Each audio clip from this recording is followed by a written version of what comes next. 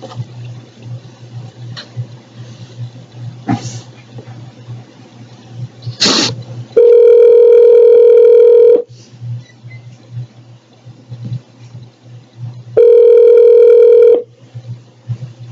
this is Jesse. Hi, Jesse. Jesse, it's Frank. How are you? Yes, From UMBC. going. Good. So I have Yili with me, our PhD student. Hi, this is Ili. Hey, Ely. How's it going? Well, thank you very much for your time. So this, of course, is a part of our ongoing research with data quality. Probably you know about that from David. And so we have a series of interviews, which is a part of our qualitative research, and this is approved by the IRB on both ends. And if you think that you need to skip questions, definitely please do so. We don't usually experience any issues with the surveys, questionnaires, because this is not talking about sensitive things like in child psychology. So there is like not possibly no harm to participants, and do you have any questions before we start? No, I don't have any questions. So, actually, for that, who else are you asking for this? Like David as well, I'm assuming. So there are about 15 people in the organization. So our purpose is basically to have an understanding about how the data quality can be improved. So you may have an idea about the interview guide. So those are people playing different roles, health policy analysts or data stewards, or sometimes even IT people. So the purpose of the interview is to talk with people, the individuals who play different roles to come up with deep contextual analysis from rich data, as opposed to, quantitative type of data analysis we do. Okay, all right, that's good.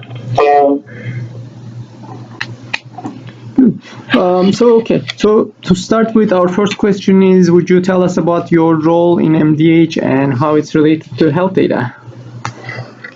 Yeah, so I'll say, well, my official role is I'm the data and policy supervisor for the ISAF division for us.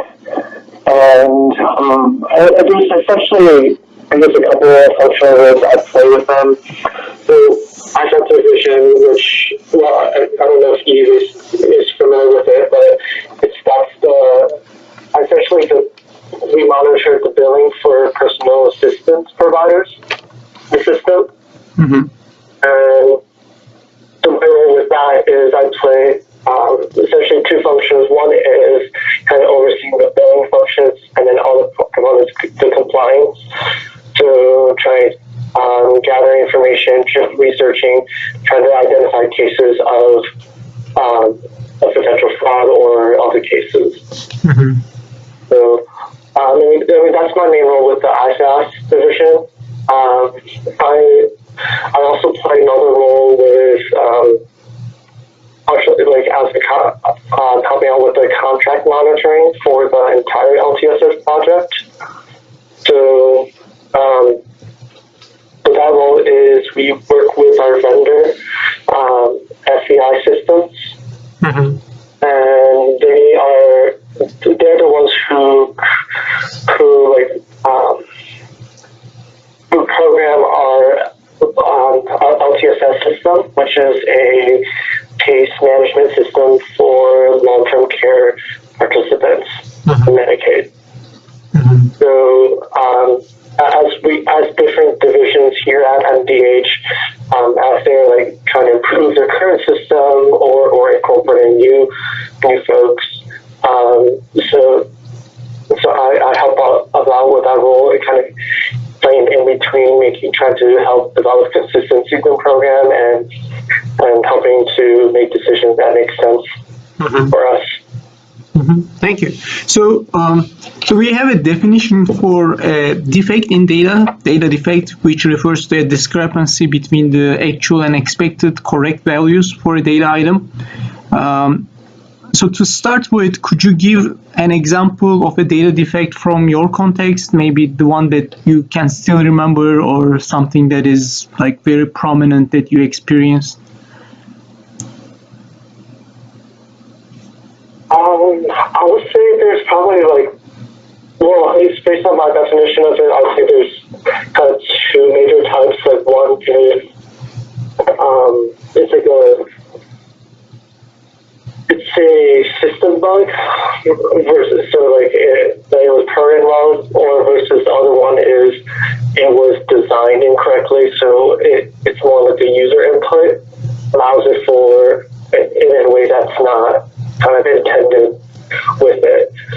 So, I mean, like with the system bug, it's like it's just that we have designed it correctly, but there's an issue with the programming that causes the data to not behave correctly. Okay. And I mean, I think those things come up occasionally, but we try to catch those. I remember since recently. Yeah, so either the software producing data has problems, right, or people enter the data incorrectly. Correct. Yeah. I think the latter has probably been the biggest issue, is because it's kind of with people's inconsistency with the data, and like kind of how they enter it, and it makes it harder to use. So, let's see. So, for example, in our system, we have like a list of providers that we add on to a participant's plan of care. And for most of our billing providers, we have rules in place that restricts what kind of provider gets put in, because oftentimes people have the same name or the same or similar names, or so it's often not an issue for our billing providers, because if a mistake comes up, those get fixed pretty quickly. But then in the participant's plan of service, there's a lot of other service information for other types of care that isn't done for our system yet, but like a lot of those tend to be incorrect. They've selected providers that don't really exist, or providers who aren't active anymore, or they selected the wrong one, or is it kind of outdated information. So I think so a lot of times for information that there is no checks either by the system or by people, that's oftentimes resulting in a data defect. Thanks. So I'll let Ili ask the next question. Yeah. Hi, Jesse. As you said, there are a lot of data defects distract from the quality of data. Then a higher number of data defects are associated with lower data quality. So through which mechanism and how do you realize or know about data quality problems? Like when did you encounter with high number of data defects? It's usually when we have to research the problem. So if you have a question that we're trying to investigate, that's usually when we find it out. So me and my team, we use the system a lot. We pull down data, and we do analysis on that, and then usually when we're looking for that, we find that's when we find the most inconsistencies. So it's mostly when you want to make use of data for your purposes and you encounter that there are inconsistencies? Yeah, that's correct. So are there any kind of, for example, signals or for example, issues that are raised during the operations that software systems support? For example, because of data quality, somebody cannot clock in or out, or during the operations? Are there any problems? Yeah, I mean, I think sometimes those come up too. Like they're rare because there's usually several layers of checks for everything. So whether it's for providers who are enrolled into a system or the participants getting like a new plan, there's various reviewers. So generally they don't come up, but it's usually when there's a problem, like the claims don't go through correctly, and then the providers will reach out to us, and then we'll go ahead and fix those. Mm-hmm. And when those claims don't go through correctly, it's because of the data problem. I mean, I would say sometimes it's data problem, sometimes it was intentional, which is miscommunication among folks. But if there is a data defect that's causing a payment issue, in that case, we would just get roll according to getting it fixed. Mm-hmm. Thanks. Mm-hmm. So data quality improvement is identifying data defects and tracking them to their resolution to ensure that data is correct. So to what extent do you think data quality improvement is necessary in your opinion? Why would MDH need data quality improvement? I think it's necessary because in order to operate, in order for everyone to, all of our business functions to operate, we depend on the system to read through the data in order to enforce certain rules and checks. Mm-hmm. So if our data is not correct, then it's going to actually impact people's billings or people's actual activity or enrollment into programs. So that's why it has to be accurate. Yeah, great. Then what are the most time-consuming issues occurring because of data quality problems, and why?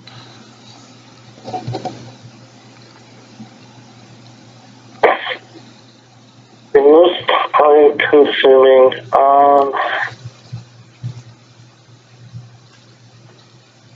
I think it's usually when we're trying to get certain data correct. So mm-hmm.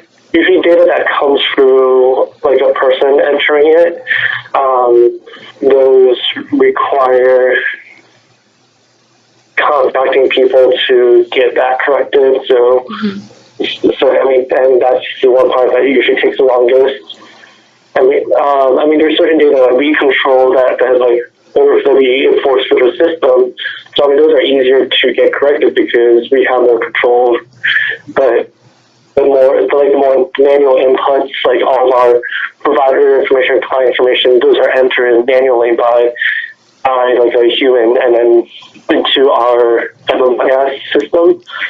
So if those are incorrect, then that we have to follow up, and it may take a while just to get a simple typo corrected. So is there any problem that are time consuming because of bad data itself, that such as data defects can affect the efficient report generating like that?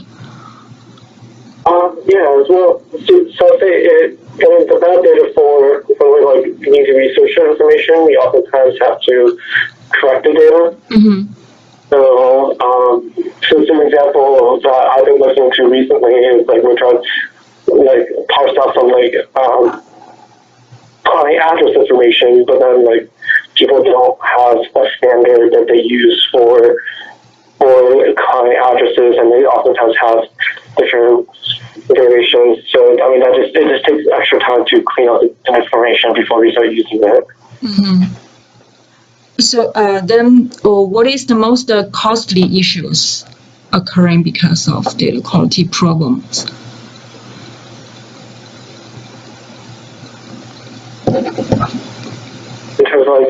financial costs wise. Yes, yes.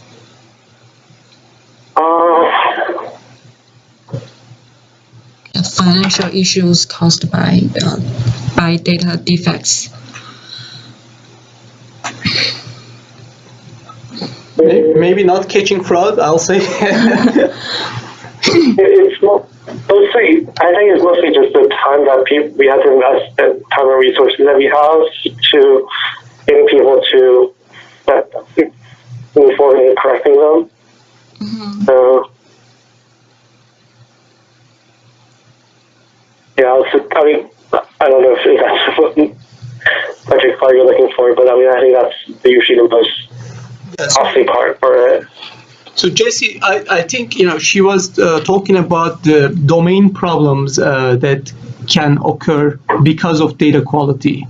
What are the most costly problems in your job because data have bad quality? Can you give an example of For example, I know that, for example, you use data for fraud detection. Maybe, for example, the missed opportunity to detect frauds because the data had bad quality, or something that costs money because the quality of data is not there. So, are there any issues related to that? I would say it's usually related to if it results in overpayment to providers. If that happens, because if our data is incorrect, then the system won't enforce the rules for it. So then, I mean, that could result in overpayment to providers. I mean, we usually catch those, but then if we don't, then that could be a problem. Great. Yes.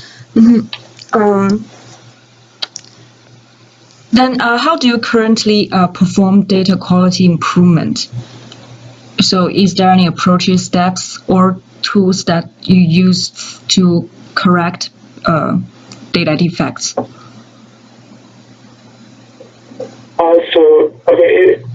We usually work with our vendor to make a system change.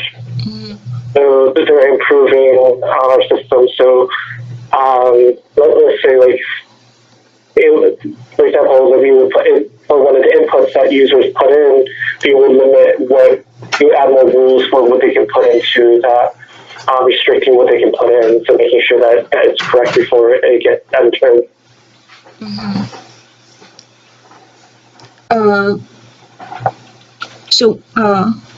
I remember you said that there are some steps or approaches you use for correct data that are time consuming. So could you explain more specifically about those correction steps? So when we do a data analysis and the steps we use to correct those. Yeah. I mean, it's not very fancy. We usually just use, when we download the data, we just download Excel and we look for the data issues. I mean, most of the times we build rules to figure out how to clean up the information. I mean, a lot of it's, if we understand the data well enough, that we would know what kind of data we're expecting in the system for that field, and then when it doesn't, then that's when we kind of look for it. So for example, we have some outdated telephone information. So when we're doing a phone number analysis, some of the older texts will contain characters that aren't really numbers that don't match up. Yeah. So those are the ones, I mean, we can fairly easily detect those in the data, but I mean, that requires manual effort to correct. Yeah. Okay. Then what are the most important and recurring day-to-day problems associated with data quality improvement, according to your experience?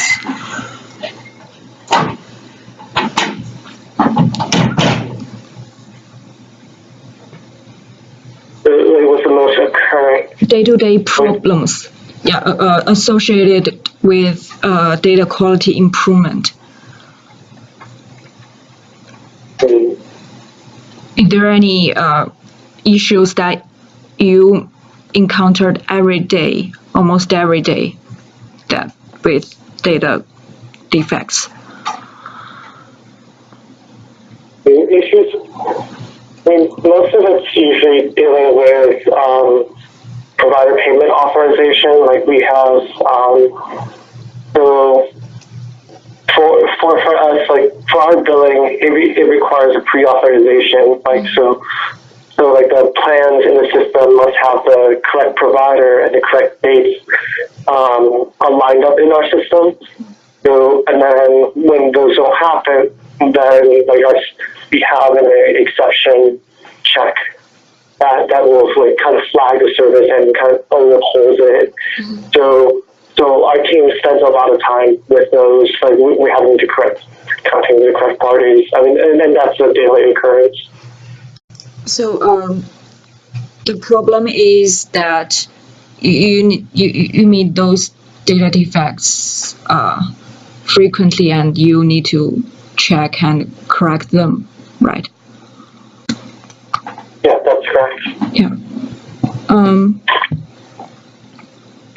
Okay, so is there any communication or collaboration difficulties when you try to correct data defects? I think it's so I said there's like two main parties we work with. One is the people who use the system and communicating to them what we want to do, what we want to check. Because oftentimes they have various training levels. They're the ones who are going in the system and correct things, but communicating to them like on how to what they need to do is oftentimes the hard part. And I'll say the other collaboration part is because our system is used by many different stakeholders.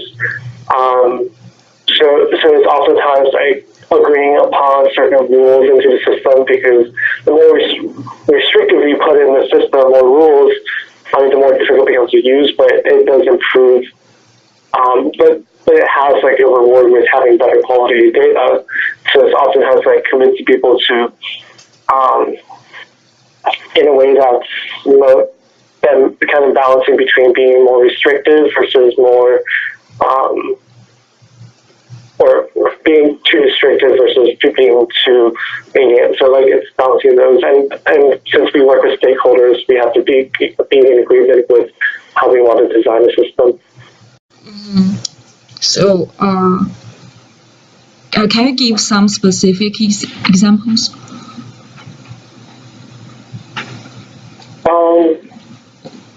So an example would be how.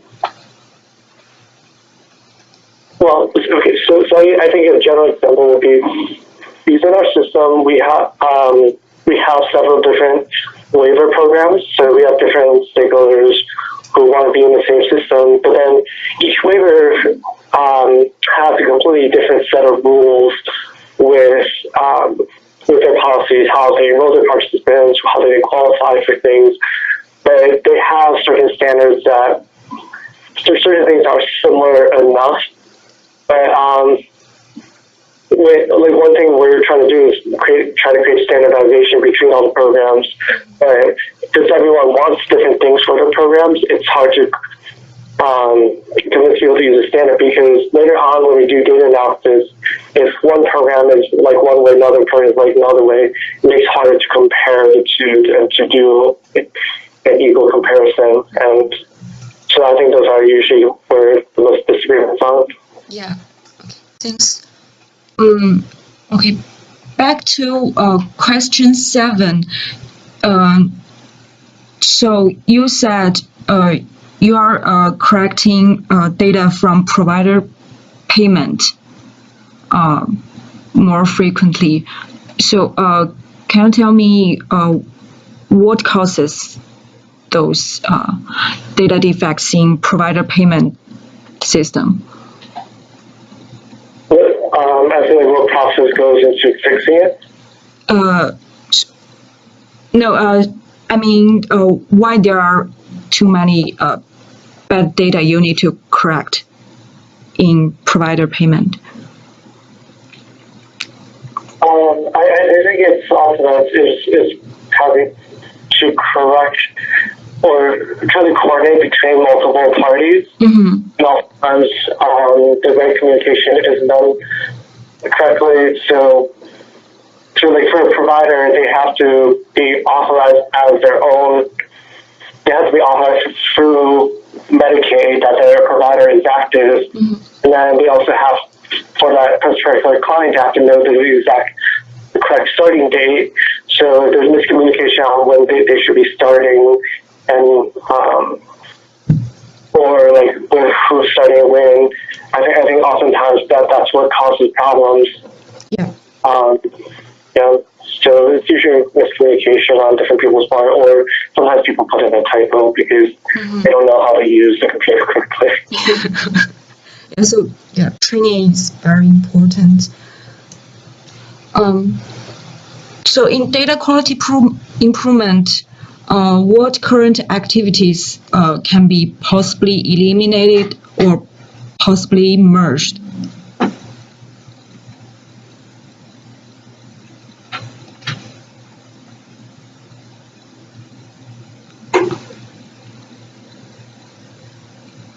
Hello? Oh, yeah.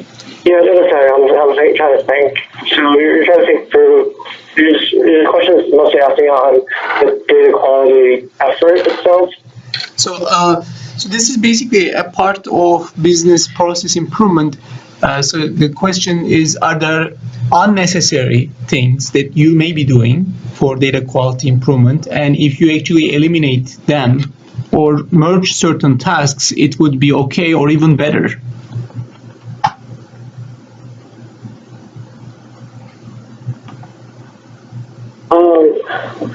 Okay. Could you give me an example of something?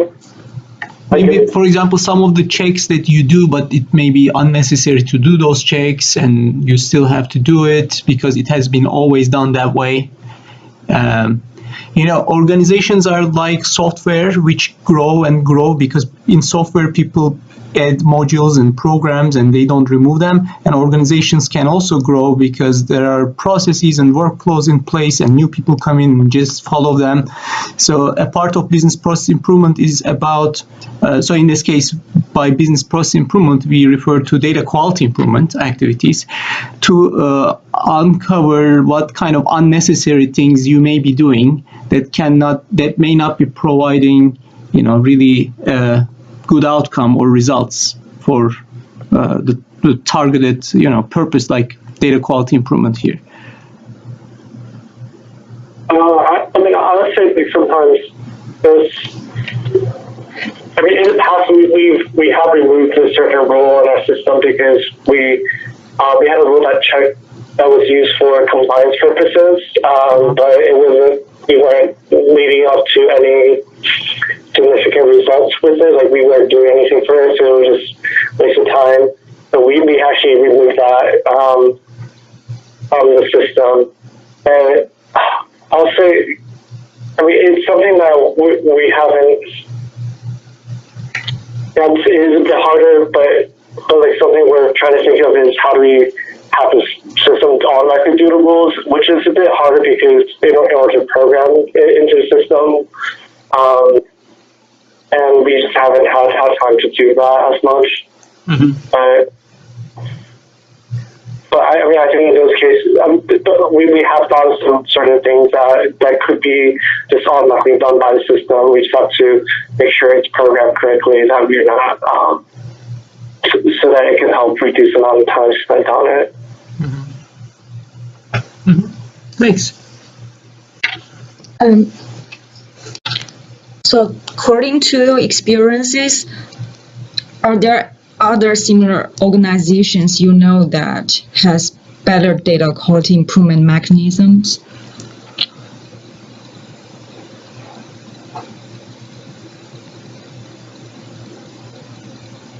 Yeah, I think that's something we're still looking for, especially for similar systems to ours.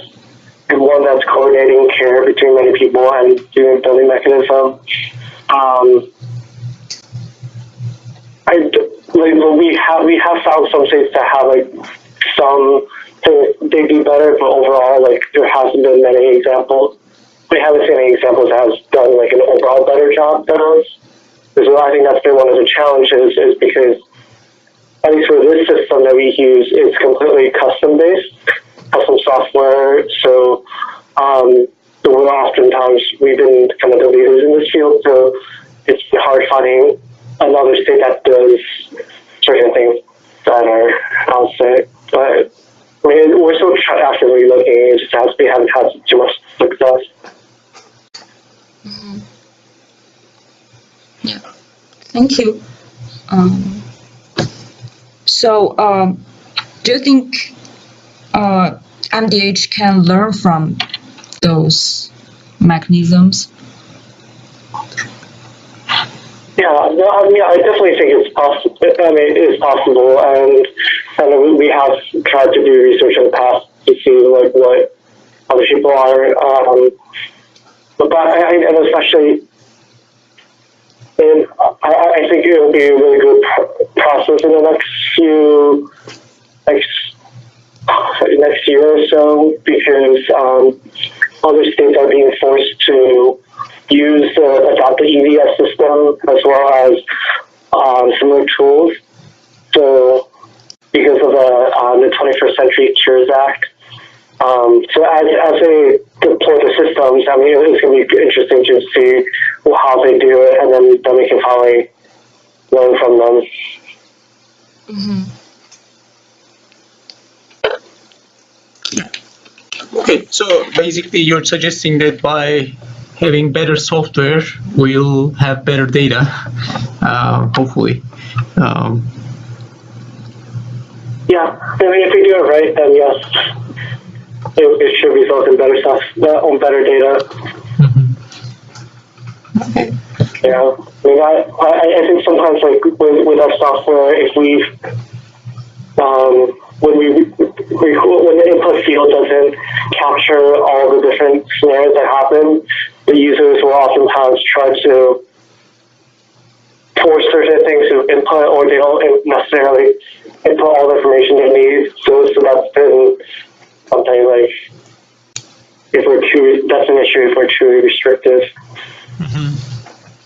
Yeah, so of course, in the ideal settings, the vendors who develop software, particularly custom software, should look at the requirements in the organization and talk with many stakeholders and develop systems that meet the data needs. But it's also the fact that, policies change, laws change, and sometimes systems evolve in different ways.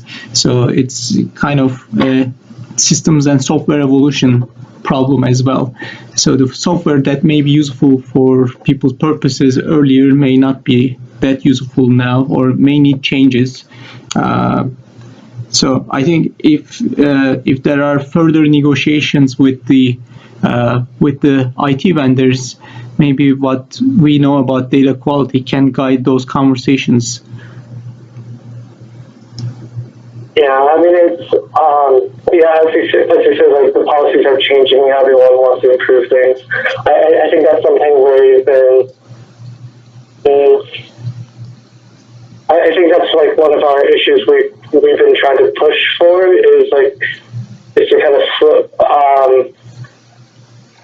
because our issue is that everyone wants everything like right now, so there's only so much capacity our vendor can do, kind of program at a time, both because they're resource-wise, or also in terms of making sure the system is still functioning as it's improving.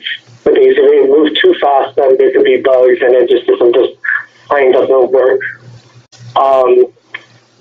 But the thing is, it's still something we're trying to push for, is slowing our process down so that we can have time to improve the existing functionalities instead of just creating new ones.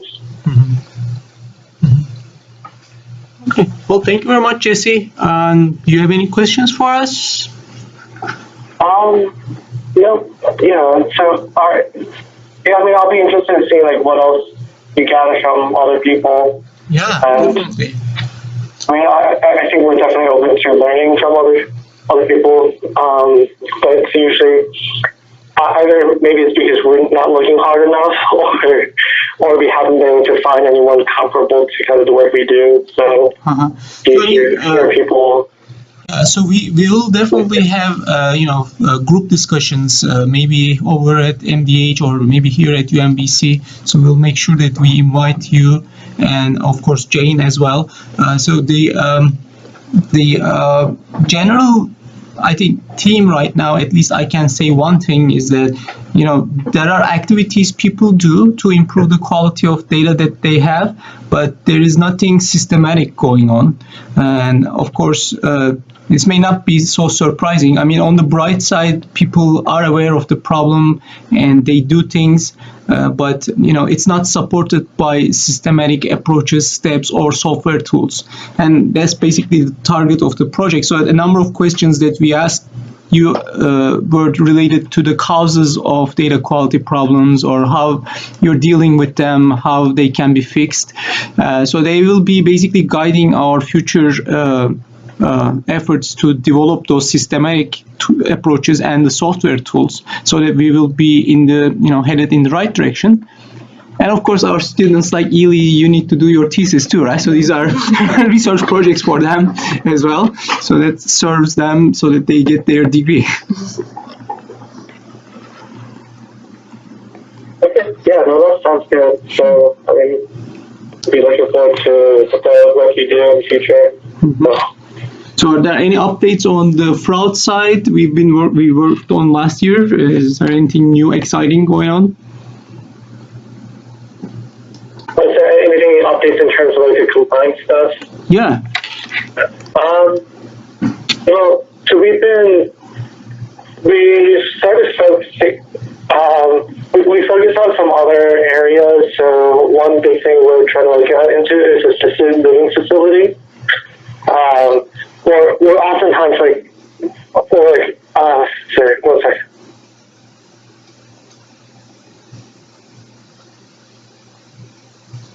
So the kind of main extension is like people who are living in the same area. Oh, okay. In the same building, because oftentimes, because our program is community settings based, like our goal is to get people into the community, but sometimes in like the place that the participant would call it their own home. It would be their home. But there's some people who abuse our program and try to just get people who don't really know each other living in the same, crowded in the same home area, and then say, "Oh, this is a community settings," but it is, like, clearly is not, because then the provider who does that will benefit from multiple sources of income, and it's kind of almost like they're churning out people in the same home.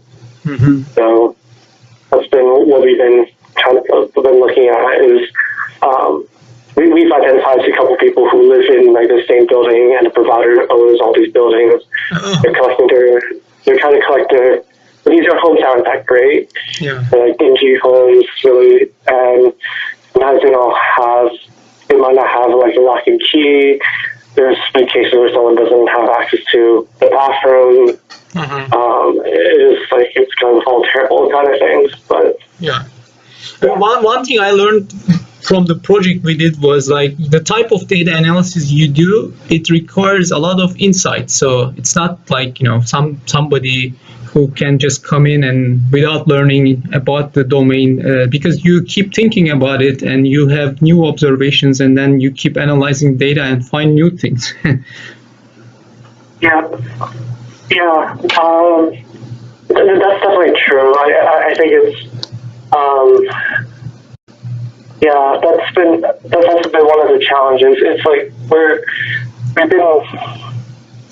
and one of the challenges we've been doing is like we found like outliers in these different examples in the data, like we're non-releasing the data, mm-hmm. And then oftentimes from there we have to convince someone to go out and investigate them, okay. And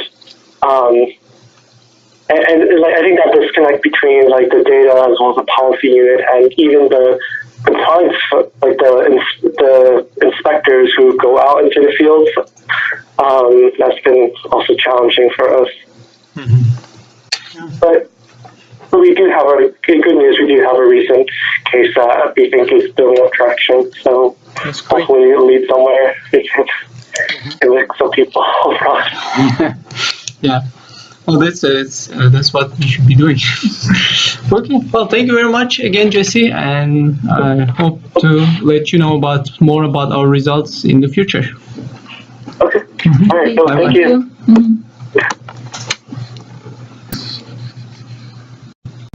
It's very old, so it cannot. If we keep putting new information into the system, it cannot always keep up to date. So my boss says sometimes like we need to check if the system can handle it too much. They need to turn the data into a third party maybe. Yeah, I think that would cost money. Like if our system cannot do this task because the system is so old, they need to turn this business into a certain part of the tracking process. They need to turn it into a third party. Yeah, I think that may be the most costly part.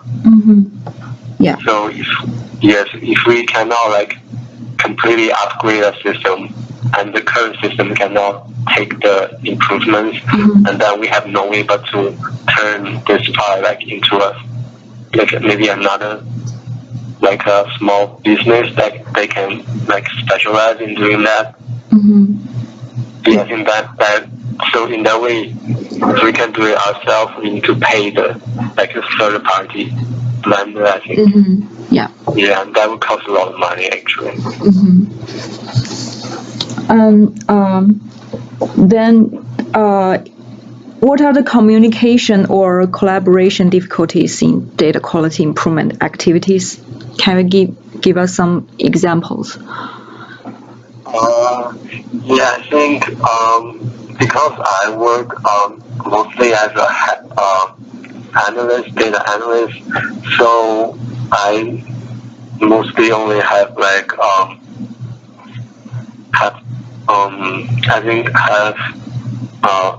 exposure to maybe just a few of my colleagues and also my boss. But like sometimes the data improvement decisions need to be made in a higher up level. So maybe my boss can make the decision, but we are the people actually working on the very specifics. And so I think that could be an issue. Yeah, because if I want to know something, I have to ask my boss, and then he doesn't know. He's not very sure, and he needs to ask like people above him. So then sometimes it may take very long time. Because please. Is there any communication difficulties within your group?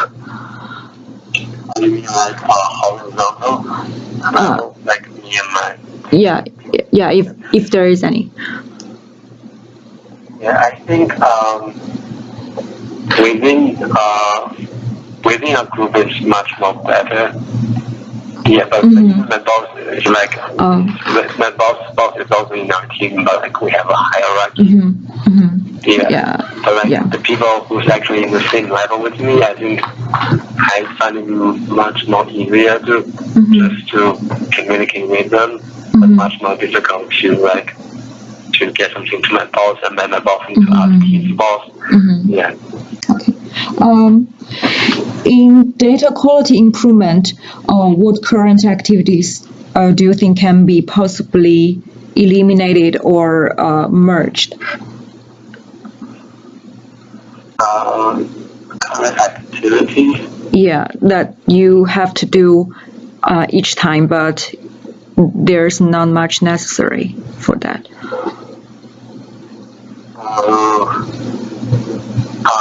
In terms of current activities that are unnecessary and can be eliminated, yes. I think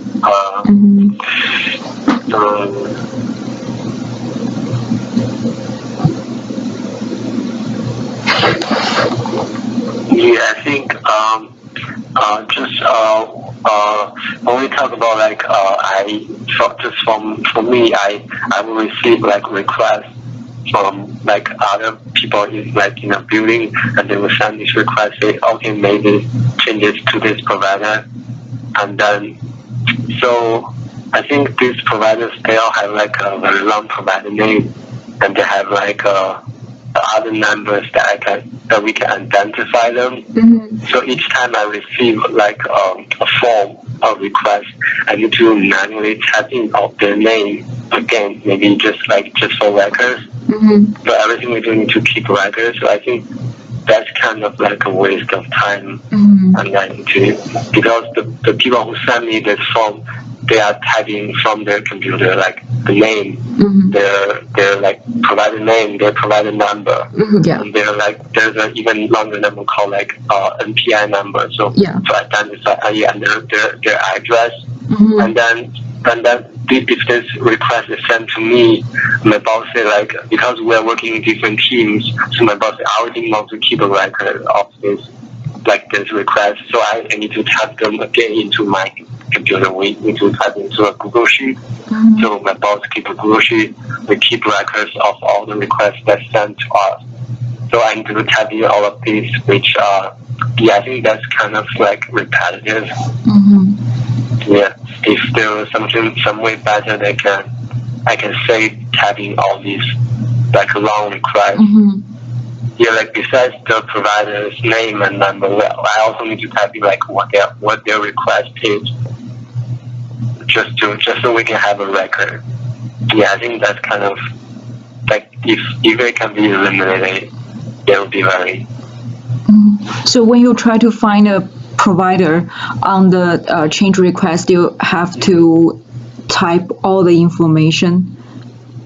Am I correct? Yeah, I think it's partially correct. I only need to type their provider number, but like to look for like the information of this provider. But like just because we're in different teams, so my boss will think, okay, I want to keep a record of everything other people send to our team. So he actually wants us to type in all of the like name, address, and also the request into a Google Sheet. So it's actually, I don't need all of this information to look for, to look something up. I also need to record all of the information. Yeah. Are there other similar organizations you know with a better data quality improvement mechanisms? Better data quality improvement mechanism. You mean like a better information system, or do you mean like their working process? Yeah, I mean, when it's so when the process for them to improve their data data quality. I don't have it on the top of my head, but I think